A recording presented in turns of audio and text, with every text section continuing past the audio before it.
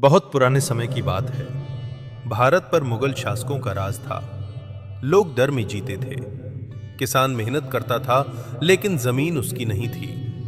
गरीब से जबरदस्ती कर लिया जाता था और जो सवाल करता था उसे चुप करा दिया जाता था। इसी समय एक आदमी था, नाम था मदन दास। वो साधु था, जंगलों में रहता था, ध्यान करता था, दुनिया से दूर था, लेकिन दुनिया का दर्द देख रहा था। साल था 1708। मदनदास की मुलाकात हुई गुरु गोबिंद सिंह जी से। गुरु जी ने एक सीधा सवाल पूछा, अगर जुल्म सामने हो और तुम चुप रहो तो क्या तुम सही हो? यह सवाल मदनदास के भीतर उतर गया। गुरु जी ने कहा, धर्म सिर्फ पूजा नहीं है, धर्म है गलत के खिलाफ खड़ा होना। उसी दिन मदनदास का रास्ता बदल गया। उसी दिन मदनदास बन गए बंदा बहादुर। एक साधु अब लड़ने के लिए तैयार था। बंदा बहादुर पंजाब की तरफ बढ़े, गांव-गांव गए, किसानों से मिले, गरीबों का दुख सुना। लोगों ने पहली बार महसूस किया कि कोई उनकी बात सुन रहा है। बंदा बहादुर ने एक बात साफ कही, जो जमीन जोतता है, जमीन उसी की है। ये बात आग की तरह फैली।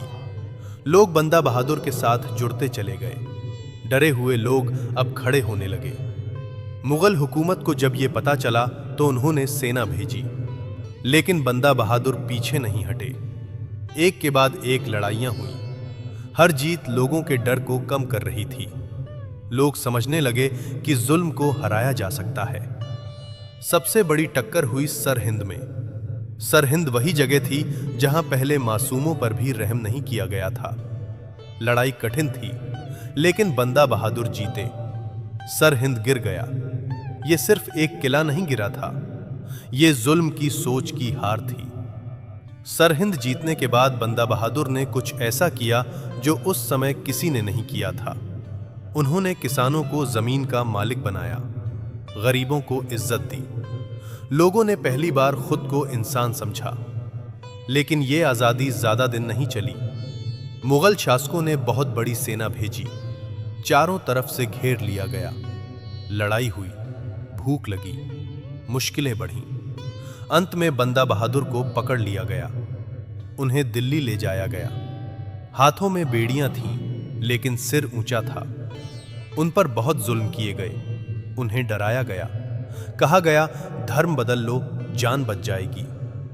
लेकिन बंदा बहादुर नहीं झुके। उन्होंने सच का साथ नहीं छोड़ा। साल था 1716। बंदा बहादुर को शहीद कर दिया गया।